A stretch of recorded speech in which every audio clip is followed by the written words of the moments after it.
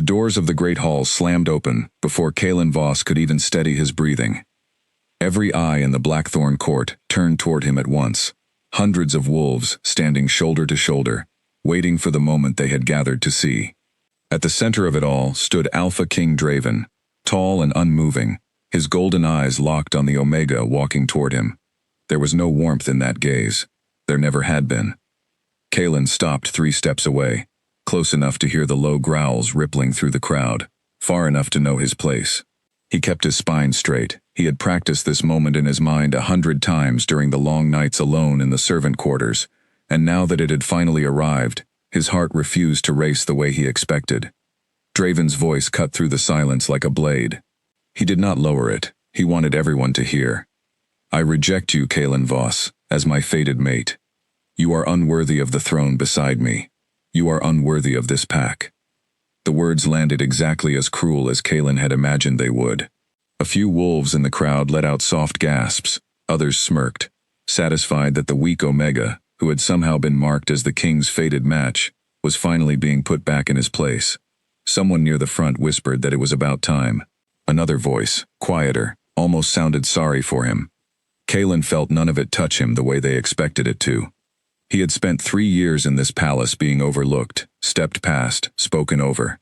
He had scrubbed floors he did not need to scrub, and carried trays he did not need to carry, all so no one would ask questions about where he disappeared to at night, when the moon was high and the old books his grandmother left him needed reading by candlelight. He had learned, in that time, exactly how little the court thought of him. He had also learned exactly how wrong they were. So when the rejection came, delivered with the full weight of Draven's authority, and the full audience of a court hungry for spectacle, Kalen did not crumble. He did not drop to his knees. He did not beg the king to reconsider, the way rejected Omegas so often did in the stories the pack loved to tell. Instead, Kalen Voss smiled. It was not a bitter smile, not the kind meant to mask pain, though pain was there, somewhere far beneath the surface.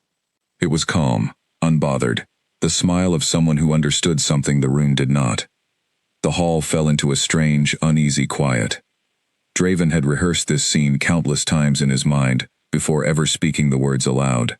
In every version, the Omega broke down. In every version, Draven felt nothing but relief once it was done. The fated bond severed by his own choice, the embarrassment of being matched with someone so far beneath him finally erased. He had told his advisors that rejecting a weak mate before the coronation would prove his strength to the kingdom, prove that the throne answered to no bond it did not choose for itself. He had not planned for the smile. Kalen bowed his head, a small and graceful motion, more elegant than anything the palace had ever seen from him. Then he turned on his heel and began walking away, his steps unhurried, his shoulders relaxed, as though he had just been excused from a conversation that no longer interested him. The crowd parted to let him through, murmurs following in his wake. Some watched him go with something like pity, others watched with confusion they could not quite name, and Draven, standing at the center of the hall he ruled, found himself doing something he had not expected to do at all. He watched Kalen leave, and something in his chest tightened. It was not regret. Draven refused to call it that, even in the privacy of his own mind. It was something smaller, something almost like curiosity, the kind of feeling a person gets when they realize a puzzle they thought they understood has one more piece hidden somewhere out of sight. He told himself it meant nothing. Omegas reacted in strange ways sometimes. Shock did unusual things to people. That was all this was. But the smile stayed with him. Kalen walked the long corridor away from the great hall without looking back once. His footsteps echoed against the stone floor, steady and unhurried, even as his mind raced far ahead of his body. He passed servants, who quickly looked away, pretending they had not heard what happened, pretending they had not already begun whispering about it among themselves.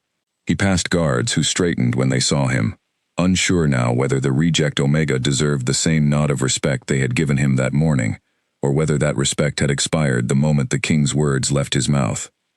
Kalen offered no reaction to any of it. He walked until the noise of the hall faded behind him, until the corridor narrowed and grew quieter, until he reached the small chamber at the edge of the servant wing that had been his home for 3 years. Only then did he allow his shoulders to drop, just slightly, just enough to breathe. He sat on the edge of the narrow bed and let himself feel it for a moment. The sting underneath the calm. The part of him that had hoped, somewhere small and foolish, that things might have gone differently. He had known Draven would reject him. He had known it for months, ever since the whispers began about the king's plans to secure a stronger match before his coronation. Someone from a powerful bloodline.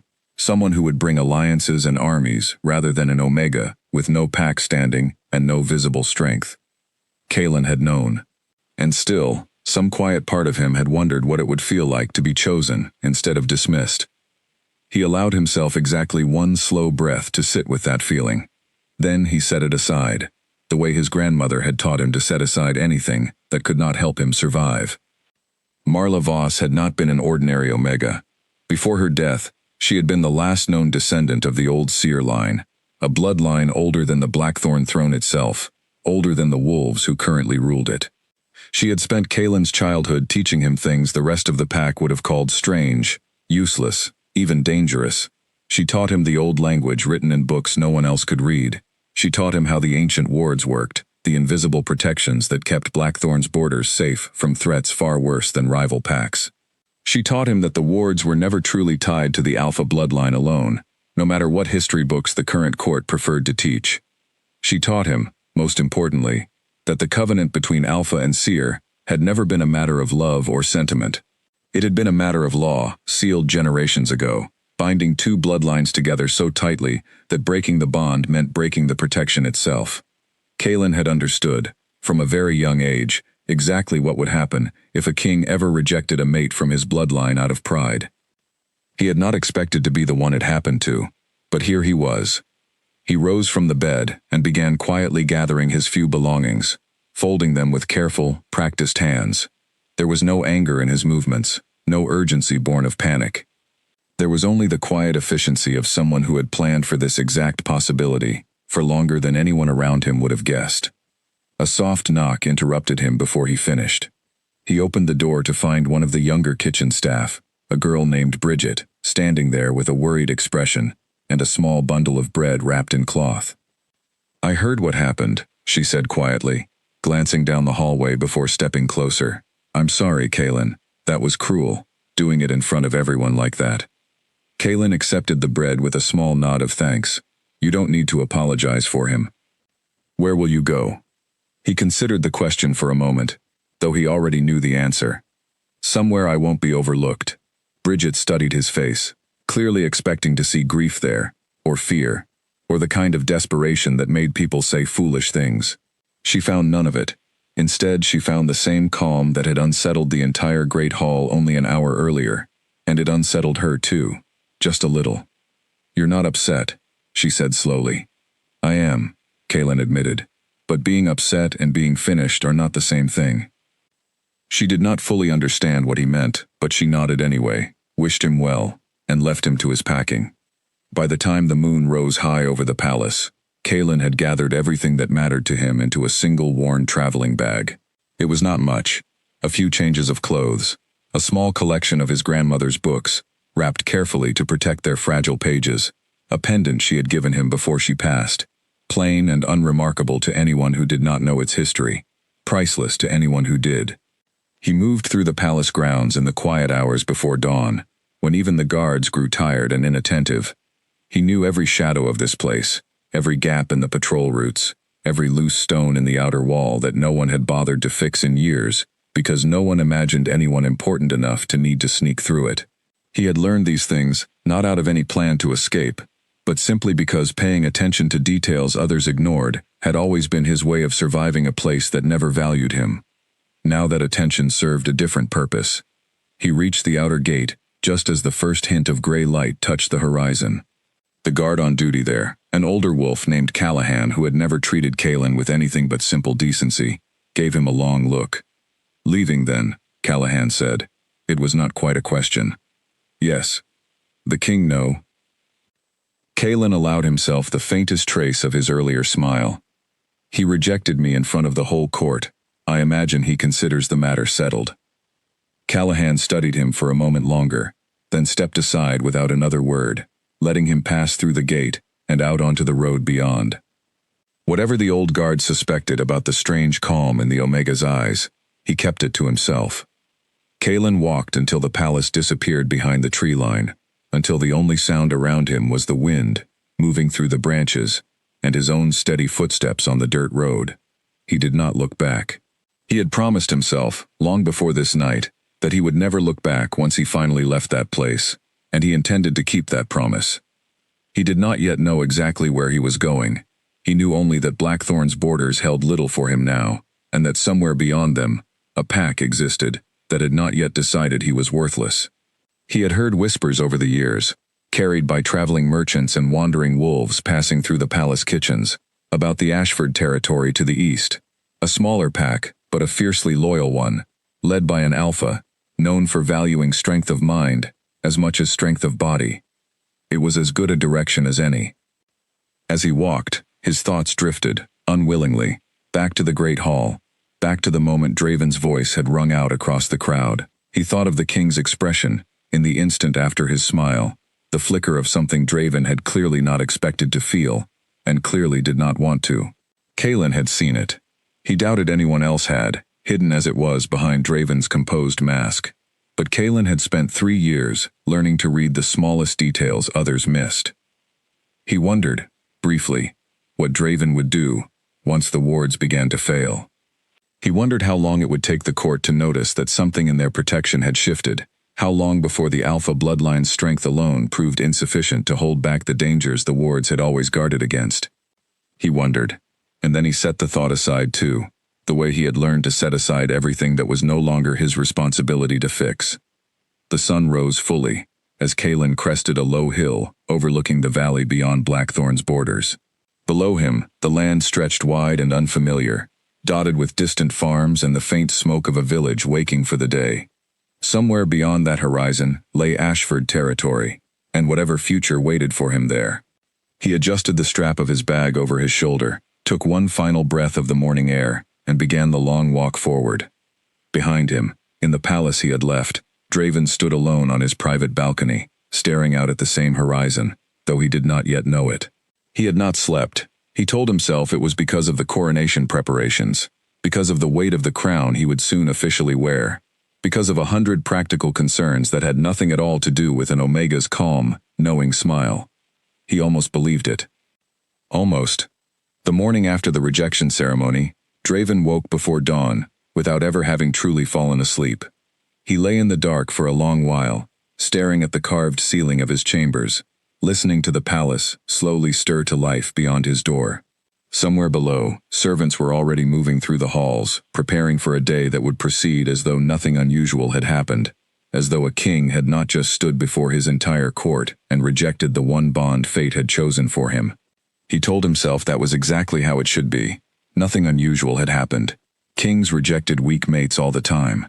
It was, if anything, a demonstration of strength, proof that Blackthorn's throne bowed to no destiny it had not chosen for itself. He repeated this to himself several times as he dressed, as though repetition alone could make the words feel true. By the time he reached the council chamber for the morning meeting, he had mostly convinced himself the matter was closed. His advisors greeted him with the usual formalities, discussing coronation logistics, border patrol schedules, trade agreements with neighboring territories. Nothing about the previous night's ceremony was mentioned directly, though Draven noticed the careful way certain advisors avoided his eyes when the topic of mates or bonds came anywhere near the conversation. It was Edmund, the oldest advisor in the room, and the only one who had served under Draven's father, who finally broke the unspoken silence. "The court is talking," Edmund said carefully, once the others had filed out and only the two of them remained. "About how the Omega left." Draven kept his expression neutral. "Let them talk." "He didn't beg," Edmund continued, watching the king's face closely. "He didn't cry. Some say he smiled as he walked away. I noticed." Edmund's eyebrows rose slightly at the admission, though he said nothing further on the subject.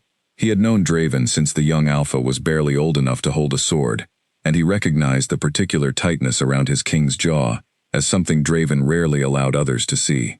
Whatever the old advisor thought of it, he chose, for now, to keep his observations to himself. The day continued much as any other day would have. filled with the usual demands of ruling a kingdom on the edge of a coronation. Draven trained with his warriors in the morning, reviewed reports from the border patrols in the afternoon, and sat through a lengthy discussion about the ceremonial arrangements for the crowning that would take place within the month. He performed each task with his usual sharp focus, and if anyone noticed his attention drifting occasionally toward nothing in particular, no one dared comment on it. It was not until evening, when the palace grew quiet and Draven finally found himself alone again, that the strangeness of the previous night caught up with him fully. He stood on his balcony, looking out over the grounds below, and found his mind returning, without permission, to the image of Kaelin turning and walking away. Not the tears he had expected, not the desperate pleading he had braced himself to ignore. Just that quiet, knowing smile, and the calm, unhurried steps of someone who had already decided the rejection did not have the power to break him. Draven had rejected mates before, in theory, in the abstract discussions his advisors sometimes raised about the risks of a fated bond tying him to someone unsuitable for the throne. He had never actually expected to face the moment, had never truly imagined what it would feel like to stand across from the one person fate had chosen and tell them, in front of everyone, that they were not enough.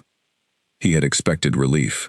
He had expected the satisfaction of proving his strength to a court that sometimes doubted a young king's judgment.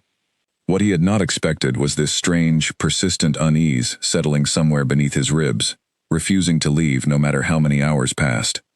He told himself it would fade by morning. It did not fade by morning. If anything, it grew sharper. Over the following days, small things began catching Draven's attention in a way they never had before. A servant mentioned, in passing, that the Eastern Archive room had been unusually difficult to enter that morning, the old locking mechanism jamming for no clear reason. A guard reported that the training grounds felt strange during the previous night's patrol, though he could not explain exactly what he meant by strange. A healer noted that a wounded warrior's injuries were taking longer to close than they should, given the pack's usual rate of recovery. None of these things, on their own, meant anything significant. Draven dismissed each report as it came, attributing them to coincidence, to ordinary bad luck, to the kind of small troubles that occasionally plagued any large palace. But the reports kept coming. By the end of the first week, Edmund approached him again, this time with a folder of documents and a deeply troubled expression that Draven had rarely seen on the old advisor's face. "I don't like coincidences," Edmund said, setting the folder down on the table between them. "And I've counted at least 6 unusual incidents in the past 7 days, all of them small, all of them easily explained away individually. But together, my king, they form a pattern I don't recognize." Draven studied the reports Edmund had compiled: failed locks, slower healing among the pack, a strange flicker in the border patrol's usual sense of the territory's edges, as though the boundary itself had grown slightly less certain than it used to be. None of it was dramatic. All of it was troubling, in a way that resisted easy explanation. "What are you suggesting?" Draven asked, though something in his chest had already begun to tighten, with a suspicion he did not want to acknowledge. Edmund hesitated before answering, choosing his words with obvious care. "I served your father for many years, my king. I remember the stories he told me about the Old Covenant, the ones sealed between the first Alpha King and the first Seer line. He always said it was more than legend. He always said the wards protecting Blackthorn's borders were never tied to the Alpha bloodline alone." Draven's jaw tightened. "You think this has something to do with the rejection?" "I think," Edmund said carefully, "that it would be wise not to dismiss the possibility." Draven said nothing for a long moment, staring down at the folder of small, strange incidents that had accumulated in the days since Kaelin Voss walked out of the palace gates. He wanted to reject the idea outright, the same way he had rejected the Omega himself, with confidence and finality. But something in him, the same something that had felt that quiet unease since the moment Kaelin smiled, would not let him dismiss it so easily. "Find out where he went," Draven said finally, his voice low. Edmund raised an eyebrow, but did not question the order. "The Omega?" Discreetly, Draven added, before the old advisor could ask anything further. "I want information, nothing more." Edmund bowed his head and left to carry out the king's instructions, leaving Draven alone, with the folder of reports and a feeling he still refused to name. Meanwhile, far beyond Blackthorn's borders, Kalen Voss had already reached the edge of Ashford territory, unaware of the small troubles beginning to stir in the kingdom he left behind, and entirely unconcerned, for the moment, with whether Draven ever discovered the truth of what he had lost. He had a new life to build, and for the first time in 3 years, he intended to build it somewhere his worth would not depend on someone else's willingness to see it. The border of Ashford territory looked nothing like the grand stone walls Kalen had grown used to at Blackthorn. Instead, a simple wooden fence marked the boundary, and beyond it, rolling hills covered in wildflowers stretched toward a modest cluster of buildings in the distance. It was smaller, humbler, entirely unlike the palace he had left behind, and something about that simplicity eased a tension in his chest he had not realized he was carrying. A patrol of 3 wolves intercepted him before he reached the main settlement, their postures alert but not hostile, watching him with the cautious curiosity reserved for unfamiliar travelers, rather than the open suspicion he might have expected. "State your business," the lead patrol wolf said, a young woman, with sharp eyes and a steady voice. "I'm looking for work," Kalen said simply, "and a place to stay, if your pack has room for one more." The woman studied him for a long moment, taking in his travel-worn clothes, the single bag over his shoulder, the calm way he held himself despite clearly having walked a great distance. Whatever she saw satisfied her enough to escort him toward the settlement, rather than turn him away. The village itself buzzed with quiet, purposeful activity. Wolves moved between buildings carrying tools and supplies, children ran between houses with easy laughter, and the whole place carried an atmosphere entirely different from the tense formality of Blackthorn's court. Kalen felt eyes follow him as he walked, curious rather than dismissive, and he found himself standing straighter, without quite meaning to. He was brought before the pack's alpha within the hour, a broad-shouldered man named Callum Ashford who greeted him with a firm handshake and an assessing gaze that reminded Kalen, briefly, of his grandmother's careful way of studying a person, before deciding how much to trust them. "You've traveled a long way," Callum observed, gesturing for Kalen to sit across from him in the modest study that served as the pack's meeting room. "From Blackthorn, if I'm reading your accent correctly." Kalen nodded, offering no further explanation unless asked. "What brings an Omega from the Alpha King's own territory all the way out here?" "A change of circumstances," Kalen said carefully. "I'm looking to start fresh. I have some skills that might be useful to your pack, if you're willing to give me a chance to prove it." Callum leaned back in his chair, studying him with renewed interest. "What kind of skills?" Kalen considered how much to reveal. He had learned, over the years, exactly how dangerous it could be to share too much too soon, especially about the old knowledge his grandmother had passed down to him.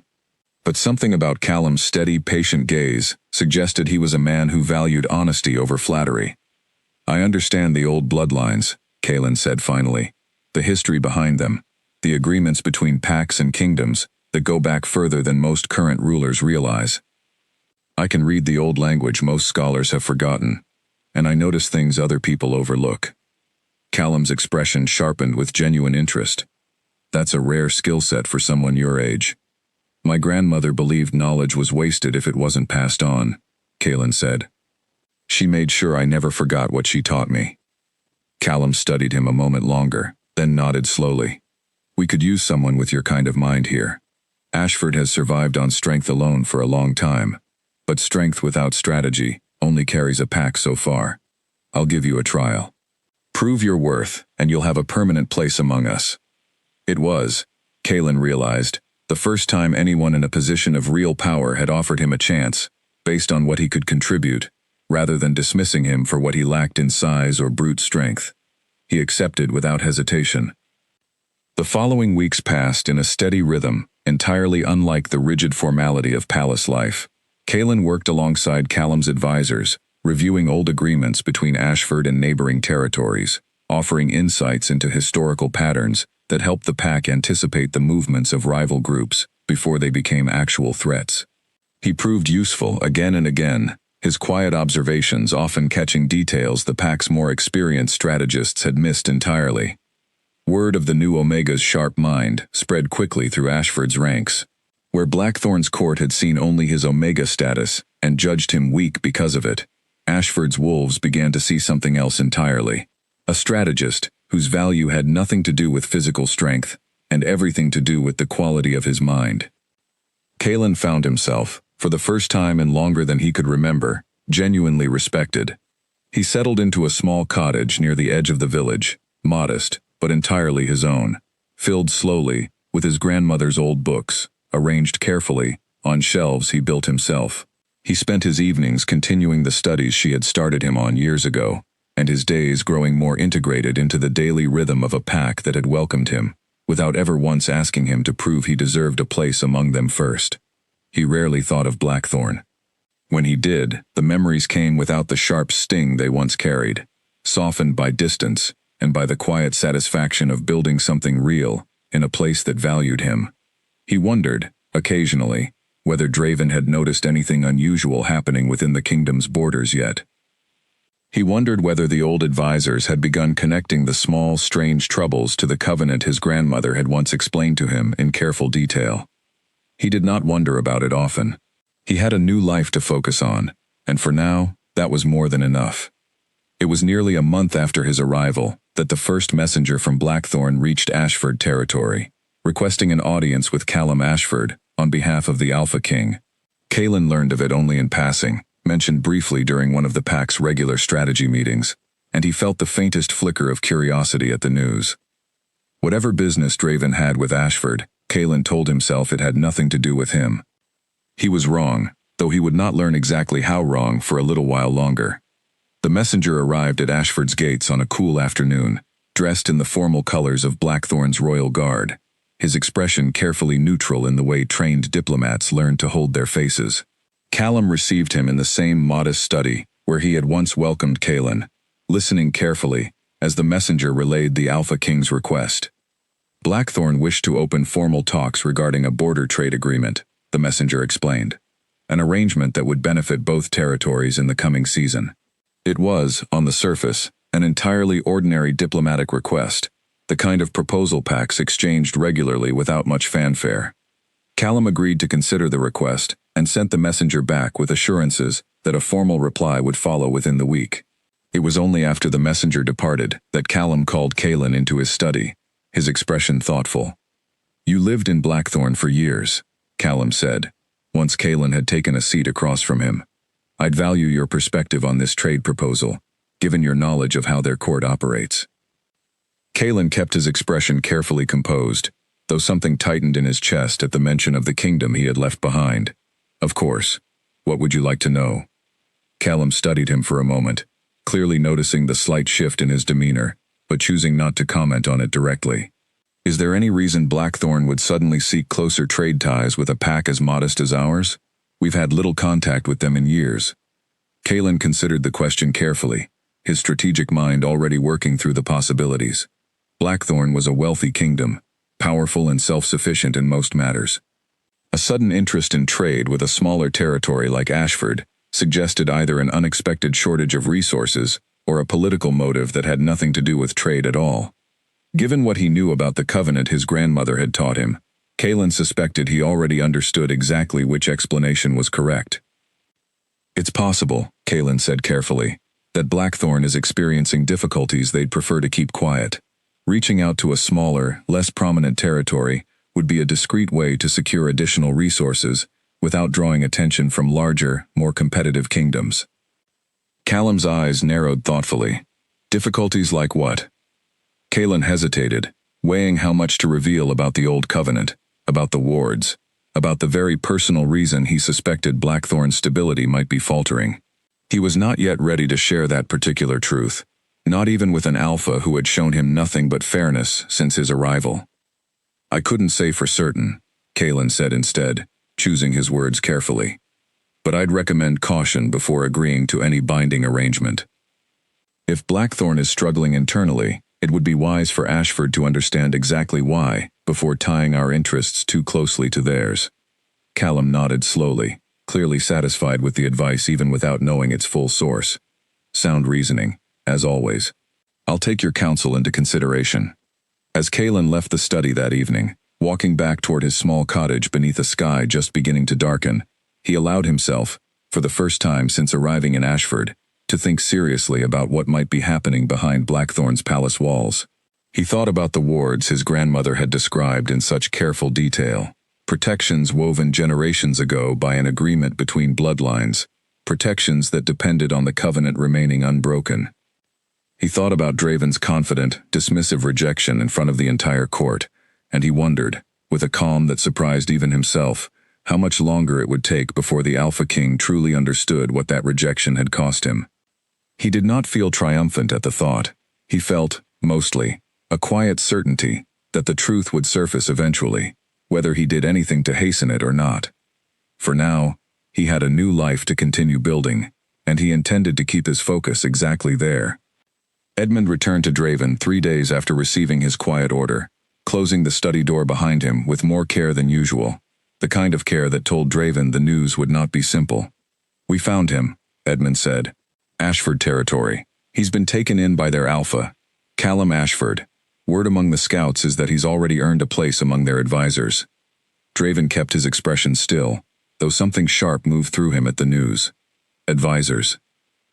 "Apparently the Omega has a talent for strategy. No one at Blackthorn ever noticed," Edmund continued, watching his king's reaction closely. Or perhaps no one bothered to look for it. The comment landed harder than Edmund likely intended, and Draven felt the sting of it settle somewhere beneath his ribs.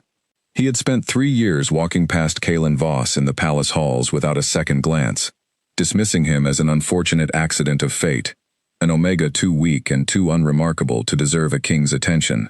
He had never once wondered what the quiet, overlooked figure in the servant's wing might be capable of, given the chance. "Send another envoy to Ashford," Draven said finally, his voice carefully controlled. "Formal trade discussions, nothing more." "And the Omega?" "I want to see him," Draven admitted, the words coming out lower than he intended. "That's all." Edmund studied his king for a long moment, clearly reading far more into the request than Draven wanted him to, though the old advisor was wise enough not to say so aloud. He simply nodded and left to arrange the diplomatic mission, leaving Draven alone with a restlessness he could no longer explain away as simple political concern. The strange incidents within Blackthorn had not stopped since the first reports reached Draven's desk. If anything, they had grown more frequent, more troubling. The Eastern Archive door had jammed completely, requiring a full day's labor to force it open again. 2 more warriors had suffered wounds that healed at a fraction of their normal pace. Worst of all, the border patrol along the northern edge of the territory reported an unmistakable weakening in the boundary itself, a place where the invisible wards had always felt solid and certain, now feeling thin, almost porous, as though something long held firmly in place had begun quietly slipping. Draven had consulted every scholar and healer available to him, and none could offer a clear explanation. The wards, as far as any current record explained them, were tied to the strength of the ruling Alpha bloodline, nothing more. Draven's bloodline remained as strong as it had ever been. By every account available to him, the wards should have held without issue. And yet they did not. He found himself, late one night, standing in the palace's smaller archive room, the one containing older, less frequently consulted records than the main library. Edmund had mentioned once, years ago, that some of the oldest founding documents of Blackthorn's covenant were stored here, gathering dust, considered largely ceremonial by generations of scholars who preferred the more modern historical accounts. Draven searched through the shelves for hours, growing more frustrated with each passing page of records that told him nothing useful. It was well past midnight when he finally found it, tucked between 2 unrelated volumes, a slim, worn book bound in faded leather, its pages brittle with age. The title, written in old script he could barely decipher, read simply, "The Covenant of Blood and Bond." Draven opened it carefully, and as he began to read, the restlessness that had plagued him for weeks sharpened into something far closer to dread.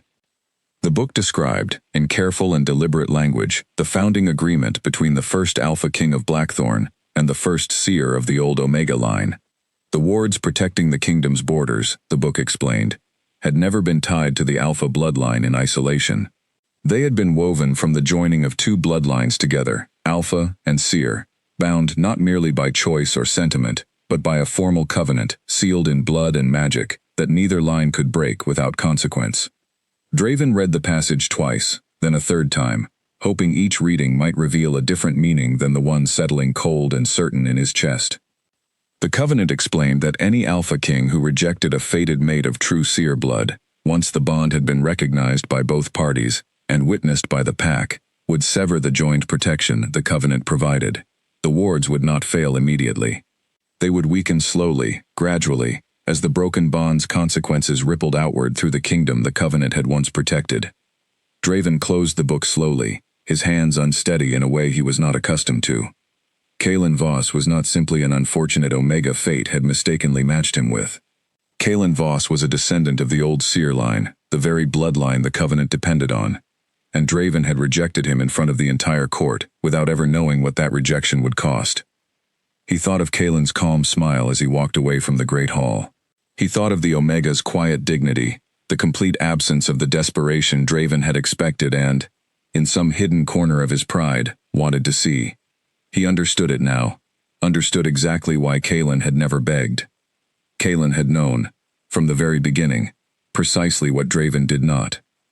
He had known the Covenant's price, known it long before the rejection ceremony ever began, and he had walked away anyway, calm and certain, because he understood something Draven was only now beginning to grasp. The loss belonged entirely to the king who had thrown it away. Draven sat alone in the quiet archive room until dawn broke over the palace, the old book resting heavy in his hands, the weight of his mistake settling deeper with every passing hour. The envoy Draven sent to Ashford arrived a week later, requesting formal trade discussions that would require representatives from both territories to meet at a neutral location along the shared border. Callum Ashford agreed readily enough, seeing genuine value in strengthening ties with a kingdom as influential as Blackthorn, provided the terms remained fair to his smaller pack. Kalen learned of the arrangement during one of the regular strategy meetings, and this time, he could not entirely mask his reaction when Callum mentioned that Blackthorn's own Alpha King intended to attend the summit personally, rather than send a representative in his place. "That's unusual," Kalen said carefully, keeping his voice level, despite the sudden tightness in his chest.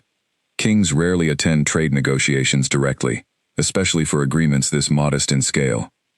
Callum studied him, with the same assessing gaze he had used the day Kalen first arrived in Ashford. "You know him, Draven." It was not quite a question, but Kalen answered it as one. "I knew him. Once." Callum did not press further, though his expression suggested he understood there was far more history behind Kalen's careful, controlled tone than the Omega was willing to share. "You'll be part of our delegation for the summit," Callum said instead. "Your knowledge of Blackthorn's court will be valuable during the negotiations." Kalen considered, for a brief moment, whether to ask Callum to leave him out of the delegation entirely. He had built something real in Ashford, something that belonged entirely to him, untouched by the palace he had left behind. Facing Draven again, even in a formal diplomatic setting, risked disturbing the careful peace he had found. But Kalen had never been someone who avoided difficult things simply because they were uncomfortable. His grandmother had taught him better than that. "I'll be ready," Kalen said finally, and meant it. In the days leading up to the summit, Kalen found himself, despite his best efforts, thinking more frequently about the kingdom he had left behind.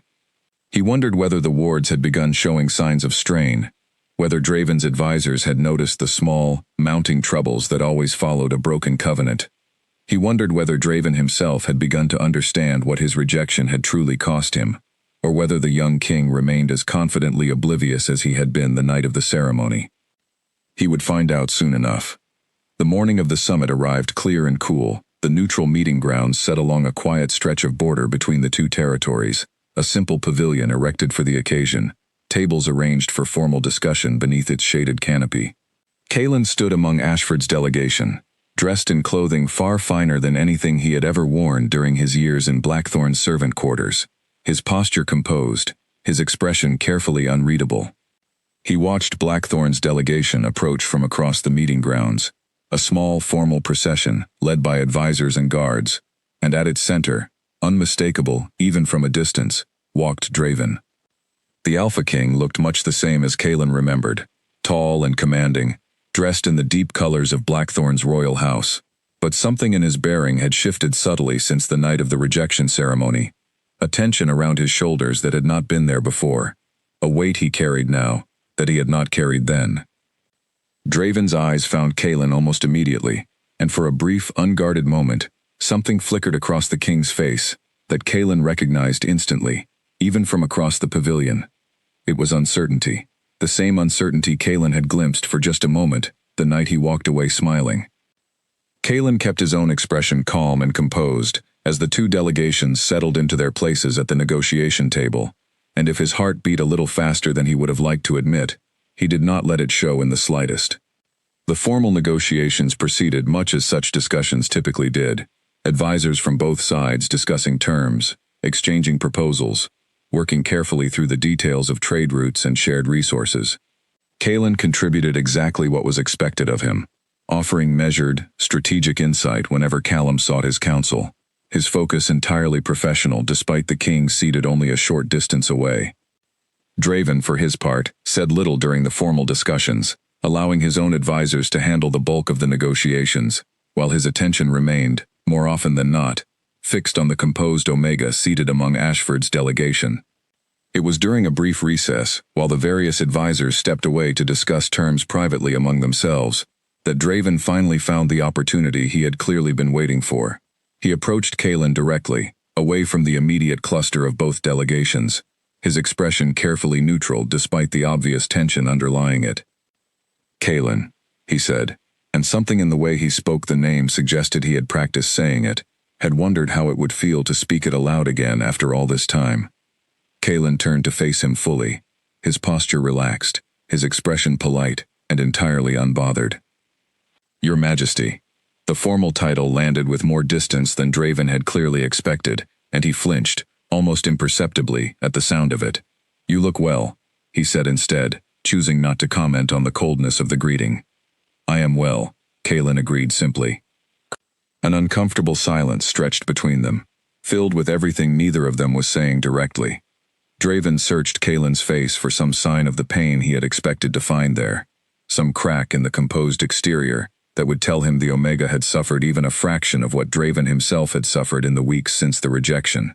He found nothing of the kind. "I've read the Old Covenant," Draven said finally, his voice lower now, more careful. "The one your grandmother would have taught you about." Something shifted, very slightly, in Kalen's expression, though he kept his composure intact. "Have you?" "I understand now what I did," Draven continued, the words coming faster now, as though he had been holding them back for weeks and could no longer contain them. "What the rejection cost, the kingdom, the wards, everything I've been trying to explain away as coincidence for the past month." Kalen studied him for a long moment, and when he finally spoke, his voice remained calm, entirely without malice, which somehow made the words land harder than anger ever could have. "I know." "You knew," Draven repeated, understanding dawning slowly across his features. "You knew before the ceremony even began." "I did." "And you said nothing." Kalen's expression did not waver. "Would it have mattered? You had already decided what I was worth to you, long before I ever said a word." Draven had no answer for that, because he knew, with a certainty that settled cold and heavy in his chest, that Kalen was right. He had walked into that great hall having already made his judgment, having already dismissed the Omega as unworthy, based on nothing more than appearances and assumptions he had never bothered to question. Kalen's silence about the covenant had not been deception. It had simply been the natural result of a king who had never once asked, never once shown the slightest interest in learning who Kalen truly was, before deciding he wasn't enough. "I would like the chance to make this right," Draven said, his voice quieter now, stripped of the authority he usually carried so easily. Kalen studied him for a long moment, something unreadable moving behind his calm expression. "The negotiations are resuming," he said finally, glancing toward the pavilion where the advisors were beginning to gather again. "We should return." He turned and walked back toward the meeting table, without waiting for Draven's response, leaving the Alpha King standing alone at the edge of the pavilion, the question hanging unanswered between them. Draven watched him go, the same way he had watched him walk away from the Great Hall weeks earlier, and this time, the ache in his chest carried none of the confusion that had accompanied it then. This time, he understood exactly what that feeling meant, and exactly how badly he had failed to recognize its worth before it walked away the first time. The remainder of the summit proceeded without further private conversation between them, the formal negotiations concluding with a trade agreement, both sides considered fair. Terms that would benefit Ashford's smaller pack, while providing Blackthorn with resources that would help ease the strain the failing wards had begun placing on the kingdom's stability. As the two delegations prepared to part ways, Draven found himself searching, one final time, for some indication that the conversation had shifted something between them. Some small sign that the door Kaelin had closed was not entirely sealed. He found Kaelin's expression exactly as composed as it had been throughout the entire summit, polite, professional, and utterly unreadable. It was not the reaction of someone still nursing a wound. It was the reaction of someone who had already healed, who had built a life beyond the one Draven had discarded, and who no longer required the king's understanding, however sincerely it had finally arrived, to feel complete. Draven returned to Blackthorn that evening with the trade agreement secured, and a truth settling heavier in his chest than he had expected it to. He had come to the summit hoping, somewhere beneath his careful diplomatic composure, that seeing Kaelin again might offer some path back to what he had thrown away. Instead, he had confirmed exactly how thoroughly that door had closed, and exactly how much of the responsibility for closing it belonged to no one but himself. News of Blackthorn's weakening wards did not stay contained within the palace walls for long. Servants talked to merchants, merchants talked to travelers, and within weeks, whispers of the kingdom's troubles had spread far beyond its borders, reaching the ears of every rival lord and ambitious neighbor who had ever quietly resented Blackthorn's dominance over the region. Among those listening most closely was Victor Lang, a lord from the southern territories, who had long harbored ambitions of expanding his own influence at Blackthorn's expense. He arrived at the palace uninvited, requesting an audience with the full council rather than the king alone, a deliberate move meant to maximize the pressure of whatever accusation he intended to bring. Draven received him in the Great Hall, the same hall where the rejection ceremony had taken place weeks earlier, though the atmosphere now carried none of the confident authority that had filled the room that night. Victor Lang wasted no time with pleasantries. "There are rumors, Your Majesty, that the northern wards have begun to fail, that warriors are healing slower than they should, that the ancient protections your father and his father before him relied upon are crumbling under your rule." A murmur rippled through the assembled council, and Draven felt every eye in the room settle on him, waiting for a response he was not entirely prepared to give. "Rumors travel faster than truth," Draven said carefully, keeping his voice steady despite the tightening in his chest. "Blackthorn remains secure." "Does it?" Victor pressed, his tone carrying the practiced confidence of someone who already suspected he had the upper hand. "I've heard it said that the trouble began around the time you rejected your fated mate, in front of this very council. An Omega, I understand, descended from the old seer bloodline." The room fell utterly silent. Draven felt the weight of every advisor's gaze shift, some confused, some suddenly understanding, all of them waiting to see how their king would respond to an accusation that struck far too close to the truth he had only recently uncovered himself. "The covenant between Alpha and Seer bloodlines is old history," Draven said, choosing his words with careful precision. "A ceremonial legend, nothing more." "Legends do not weaken defensive wards, Your Majesty," Victor countered, a faint, satisfied edge creeping into his voice. "If Blackthorn's protection has genuinely faltered, the Council and the Pack deserve to know the truth of why. A king who cannot maintain the safety of his own territory has little claim to the throne he sits upon." The accusation landed exactly as intended. A direct challenge to Draven's authority, delivered in front of the very council whose confidence he needed most. Draven felt the old instinct rise within him, the urge to respond with force, to silence the challenge through sheer authority, the way he had always handled dissent before. But something had shifted in him since the night he read the old Covenant book by candlelight in the archive room, and he found he no longer had the stomach to meet honesty with denial. "The wards have weakened," Draven admitted, and the words landed heavier in the silent hall than any shout could have. "I won't pretend otherwise before this council." Gasps rippled through the room, advisors exchanging uneasy glances, Victor Lang's expression shifting into something close to triumph. "And the cause?" Victor pressed, sensing the opening and driving toward it without hesitation. Draven met the Lord's gaze steadily, refusing to look away even as the admission settled cold in his chest. "The rejection of a fated mate from the old seer bloodline.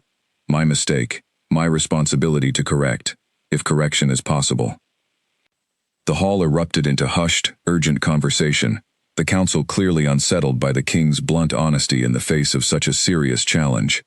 Victor Lang, for his part, looked slightly thrown by the admission, having expected denial or deflection, rather than direct acknowledgement of the very accusation he had leveled. "Then the throne itself is compromised," Victor said, recovering his composure, pressing his advantage. "A king who has broken the ancient covenant protecting this kingdom has, by every historical precedent, forfeited the full authority of his crown."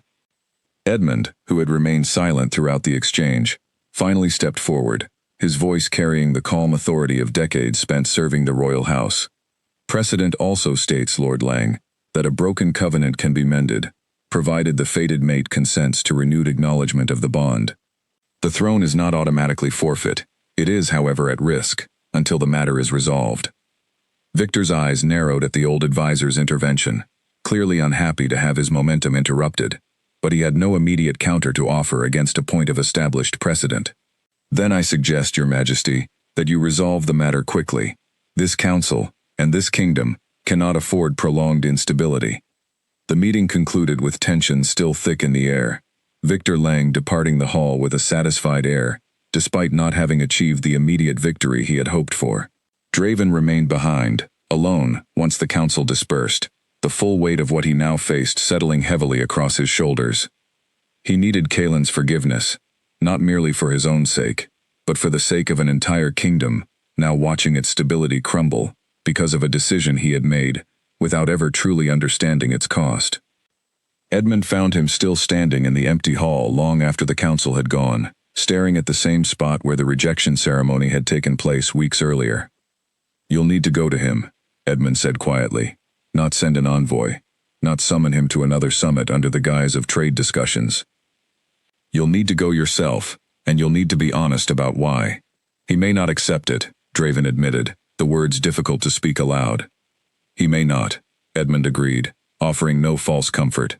"But the attempt matters, my king, regardless of whether it succeeds, both for the kingdom's sake and for your own." Draven left for Ashford territory 2 days later, traveling with only a small escort rather than the formal procession that had accompanied him to the trade summit. He wanted no spectacle this time, no audience, nothing that would make the moment about anything other than the simple, difficult truth he needed to speak. He arrived at Ashford's border as the afternoon sun began its slow descent, requesting an audience not with Callum Ashford, but directly with Kaelin Voss, a request that surprised the border patrol enough that they sent word ahead before allowing him to pass. Kaelin received the news of Draven's arrival in his small cottage, setting aside the book he had been reading, with a slow, deliberate motion that betrayed none of the complicated feeling rising in his chest. He had known, somewhere beneath his careful composure, that this moment might eventually arrive. He had simply not expected it to arrive so soon.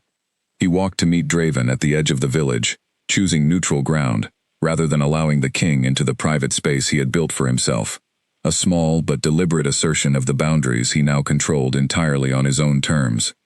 Draven waited near the wooden fence marking Ashford's border, his escort remaining a respectful distance behind him, his own posture stripped of the confident authority he had carried during their last meeting at the trade summit.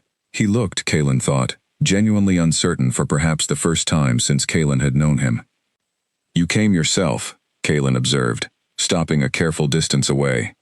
"I owed you that much," Draven said, "at the very least." Kaelin said nothing, waiting for him to continue, his expression giving away nothing of the tangled feelings sitting quietly beneath his calm exterior. "I understand the covenant now," Draven continued, his voice steady despite the vulnerability evident beneath it. "I understand what I threw away that night, and I understand it wasn't simply the wards, or the kingdom's protection, or anything the council cares about. It was you. I dismissed you without ever bothering to see you, and I have spent every day since regretting exactly how much I failed to understand. And now that you understand," Kaelin said quietly, "you'd like things returned to how they were." Draven hesitated, hearing something in Kaelin's tone that told him the answer he was about to give mattered more than he had realized. "I'd like the chance to earn something I never bothered to earn the first time," he said finally, "whatever that means, whatever shape it takes. I'm not asking you to simply forgive what happened and return to a life you've already built somewhere better than the one I offered you. Kaelin studied him for a long moment, and for the first time since the rejection ceremony, something softened, very slightly, in his composed expression. It was not forgiveness, not exactly. It was something closer to acknowledgement, a recognition that the man standing before him had genuinely changed in some small but meaningful way. "You hurt me," Kaelin said simply, the words carrying none of the anger they might have carried weeks earlier, only quiet honesty. "Not because the rejection surprised me. I always knew it was coming. But because you never once, in 3 years, took the time to see me as anything other than an inconvenience fate had saddled you with." "I know," Draven said, and did not attempt to argue the point. "I built a life here," Kaelin continued, "one where I'm valued for exactly what I am, without needing to prove myself worthy of basic respect first. I'm not certain that's something I'm willing to walk away from, even for an apology as sincere as this one clearly is." Draven absorbed the words carefully, and Kaelin could see him fighting the instinct to argue, to push, to use the authority he had always relied on to get what he wanted. Instead, the king simply nodded, accepting the answer with a quiet dignity Kaelin had not expected from him. "Then I won't ask you to," Draven said.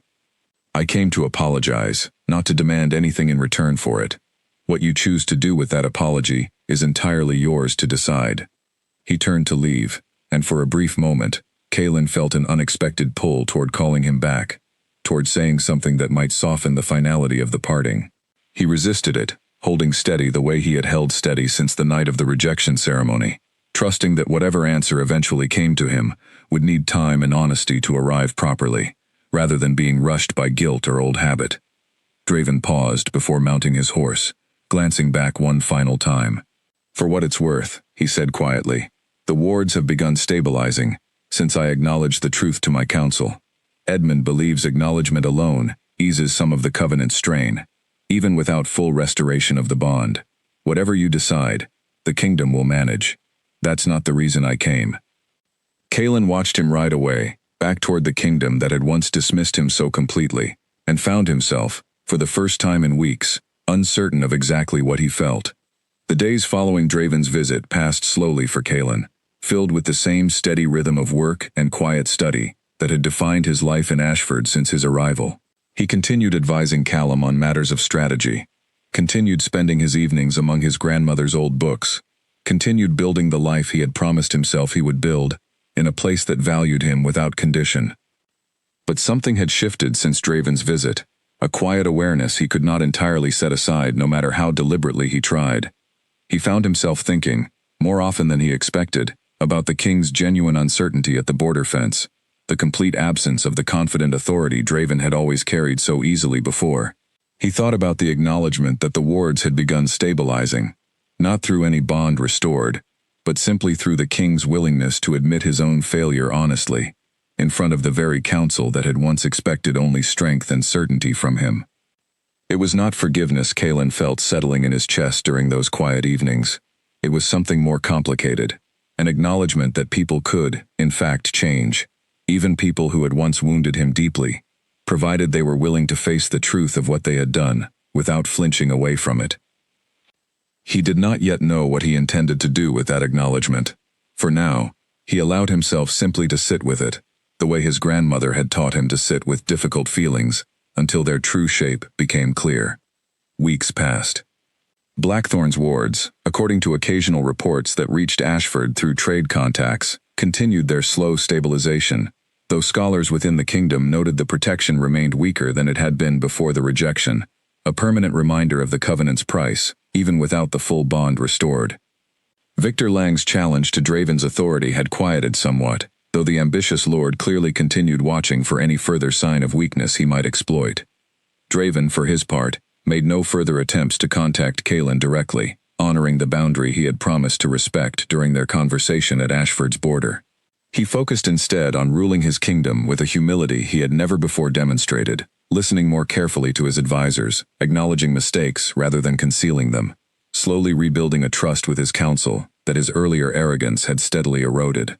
It was Callum Ashford, unexpectedly, who finally raised the subject with Kaelin directly, several months after Draven's visit, during a quiet evening discussion about the Pack's continuing trade relationship with Blackthorn.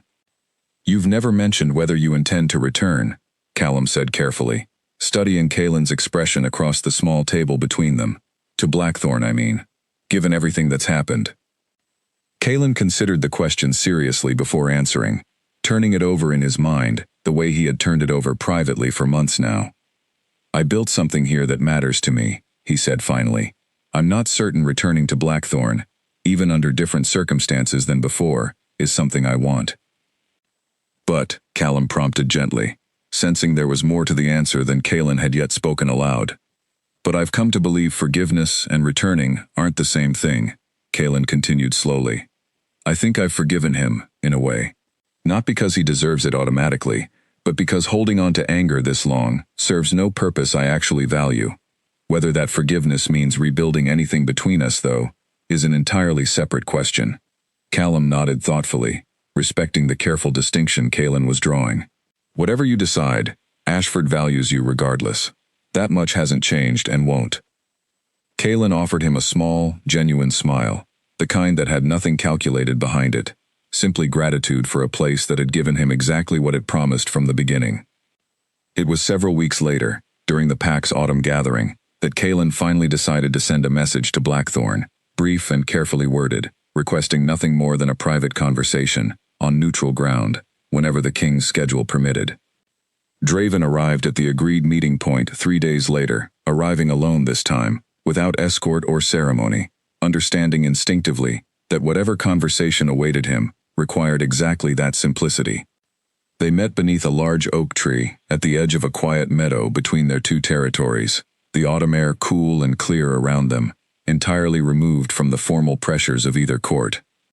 I've thought carefully about what you said, Kaelin began, once they had settled into a comfortable silence for a moment, about earning something, rather than simply reclaiming it. Draven waited, saying nothing, giving Kaelin the space to continue at his own pace. I'm not offering to return to what we had before, Kaelin said carefully. That would mean returning to being overlooked, valued only for a bond neither of us chose freely. I won't do that again, regardless of what the covenant requires. I wouldn't ask you to, Draven said quietly. But I'm willing, Kaelin continued, to see whether something different might be built, slowly, honestly, without either of us assuming the other owes something, simply because fate decided we should be connected. If you're willing to actually see me this time, rather than simply the bloodline you need. Draven felt something loosen in his chest that had remained tightly wound since the night of the rejection ceremony, a tension he had carried through every difficult council meeting, every strained conversation with Victor Lang, every quiet evening spent regretting a decision made in a single careless moment. I'd like that, he said simply, and meant it more fully than he had meant anything in a very long time. They did not resolve everything that afternoon beneath the oak tree, and both of them understood that whatever they chose to build between them would take considerable time, patience, and honesty neither had fully practiced before. But it was a beginning, chosen freely this time, by two people who finally understood exactly what had been at stake the first time around. As the sun began setting over the quiet meadow, Kaelin thought back, briefly, to the night he had walked away from the great hall, with a calm smile the entire court had struggled to understand. He had known, even then, that walking away with dignity mattered more than staying somewhere he wasn't valued, regardless of what it eventually cost the kingdom, or the king, to learn that lesson. He had never needed Draven's understanding to know his own worth. But watching the king finally arrive at that understanding, honestly and without demand, felt like its own quiet kind of justice, one Kaelin had never expected to receive, and one he found, walking back toward Ashford as evening settled over the meadow, that he was grateful, after everything, to have been given. The kingdom of Blackthorn slowly recovered its full strength in the months that followed, its wards restored not through force or command, but through the patient rebuilding of a bond both parties had finally chosen to honor rather than simply inherit.